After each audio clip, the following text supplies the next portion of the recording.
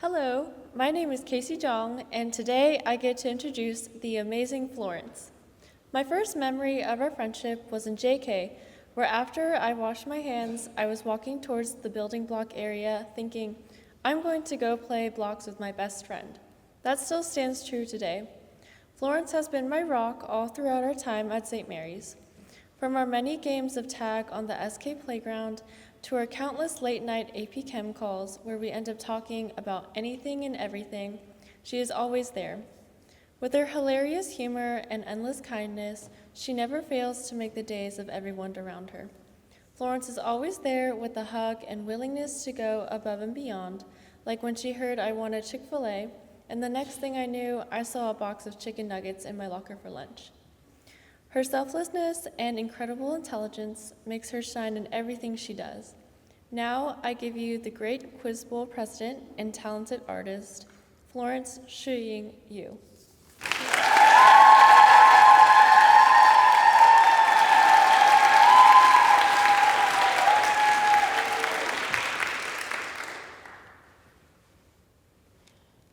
What is it you expect to hear when you're crying? Consolation? Soothing words of comfort and encouragement and a warm hug? What about, ew, are you crying? Now, this was not the mean nor mocking words that they may seem to others, nor that reassuring and maybe just a bit uncertain and slightly panicked rush of words that spill out when you see someone crying. It was a wake-up call, if you will, from one of my closest friends.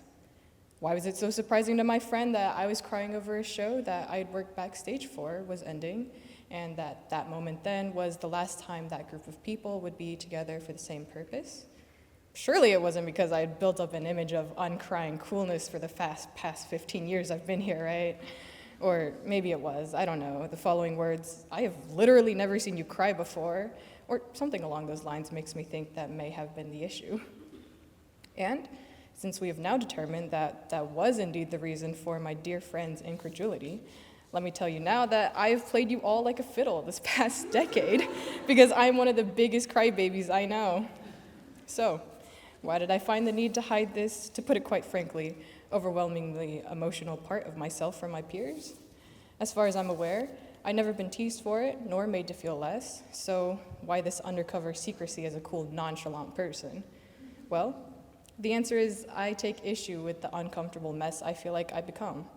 It makes me feel weak and uncertain about what I have to say, and I feel like I'm whining or begging for attention, that I need to be coddled and swept away from all of my problems.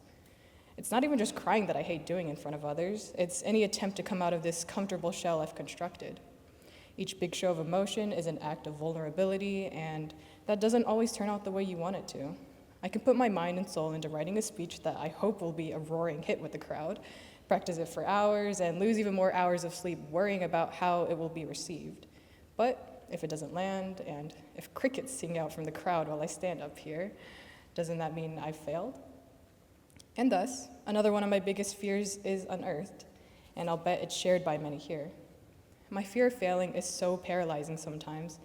I'll find myself putting off starting anything, writing the speech, for example, just so I don't have to face the possibility of disappointment. And being uncomfortable or out of my element doesn't mean I don't have anything worth expressing, though. And denying myself that possibility means I'll never be able to grow. I mean, just look at the last time I was up here giving a speech, my amazing chatty as GPST one while I was running for Honor Council president, if any of you remember that one. The sleepless nights and pounding heart leading up to the speech made me want to drop out so badly, and I felt like I would rather be anywhere but there, giving anything but that speech I'd written in a fit of brilliance. I wanted to change my speech to something more normal, something that wouldn't put me in such a vulnerable position. And I guess my vulnerability and nerves also showed while I was giving the speech because I received the very observant comment of, I've never seen anyone give a speech with their hands clasped behind their back the whole time. Bonus points if you can guess who said that. But it turned out well, and I had people telling me they found my speech entertaining. My shot in the dark paid off, and my overthinking turned out to be unfounded. Would I have ever given that speech, let myself joke with the whole school, if not for that stunning realization in sophomore year, though? It's hard to say. But what I can say now is that I know what to expect when I'm crying. I know I'll hear comforting words, maybe some teasing from close friends that don't know I don't like crying, and hopefully never again that disbelieving question. Thank you.